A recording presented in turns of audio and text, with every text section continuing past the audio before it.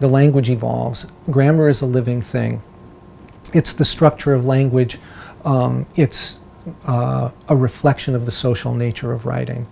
One of the core concepts is that good grammar is important, but it isn't sufficient. You can have, I tell students as well as instructors all the time, you could have a grammatically perfect paper that's completely useless and vacuous, that says nothing, that's completely rhetorically ineffective. On the other hand, you could have a rhetorically effective text that is full of usage problems and minor surface errors and so on. So those concepts are really important, probably more so for instructors. And then the last thing I would say about that is that the most effective way of working with grammar, of helping students grasp the most important rules of usage and so on, the conventions of writing, is to teach grammar in context. We have more than 50 years of research that make it abundantly clear, and I'm not making this up. This is where the core concept comes from, that grammar is important, but it isn't enough. We have half a century of research that makes it abundantly clear that there is no correlation between direct grammar instruction and writing quality. There just isn't. You can teach grammar, it will not result in effective writing if that grammar instruction is not embedded in the practice of writing, a process-oriented approach. So you teach grammar in context.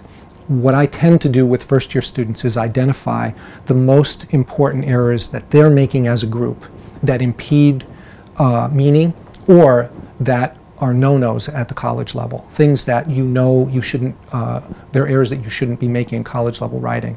They're usually not more than about 4 or 5, maybe a half dozen, and I will focus on those.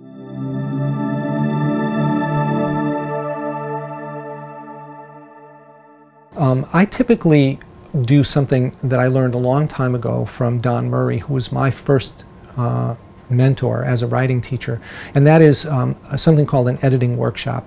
After we've gone through the whole process of creating an essay, whatever that is, whether it's a small personal narrative or a large research paper, once it's finished, it's gone through all the drafts, it's ready to be published, handed in.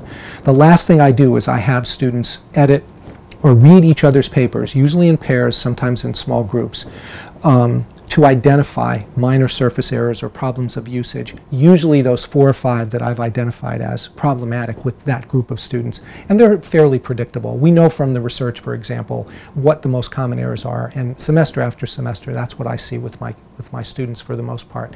So the last thing they do is this editing workshop. And then I have them make the corrections that they need to make, if they do, and then they submit the paper. So I won't touch grammar really until we're at the end of the process. And then at that point, I try to place the burden on them. You guys have learned these concepts. You've worked on this bit of writing. You're going to publish it. Everyone's going to read it. Let's make it polished right now so you can work together to do that. I've used that editing workshop pretty much since I became a writing teacher 30 years ago. In high school and college, I use it with graduate students. I think it's a great technique. It helps communicate the importance of grammar, but it places it where it belongs, which is at the end of the process.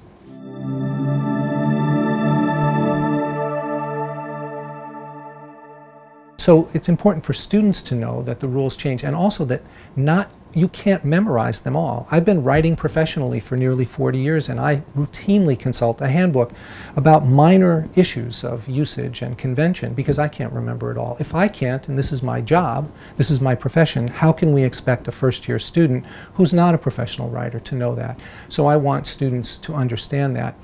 They tend to emphasize grammar, ironically enough, because it's one of the more concrete things about writing. You know, if I say to you, here's an argument, do you think this is an effective argument? We might disagree about that because, let's say it's a political argument, and you're a right-winger and I'm a left-winger. Can we say that the argument is a bad argument because you disagree with it and I agree with it? You know, those kinds of gray areas when it comes to saying whether a piece is effective or not are really tough for students. They want it to be more concrete. Well, grammar tends to be concrete. A period is a period. A comma is supposed to go here. You capitalize the word at the beginning of a sentence. Those things look really concrete. In fact, they're really not, because the rules can tend to be malleable. So one of the things I see with students is that they're using they're grasping grammar because it's one of those concrete things, and so when they read each other's writing, they tend to focus on that kind of thing. And I have to work against that. I have to forestall those discussions. And it isn't to say that's not important. It's to say we're not going to talk about that now. Let's leave it aside. A process-oriented classroom does that. And again, if you go back to the 10 core concepts, that's the thing that goes at the end. It's really important. It's essential, actually. But it's not what we're going to worry about early on. The other things that are complicated and nuanced and multi-layered have to be worked through. You can't worry about commas then. Worry about them towards the end, which is exactly why that comes at the end of the 10 core concepts.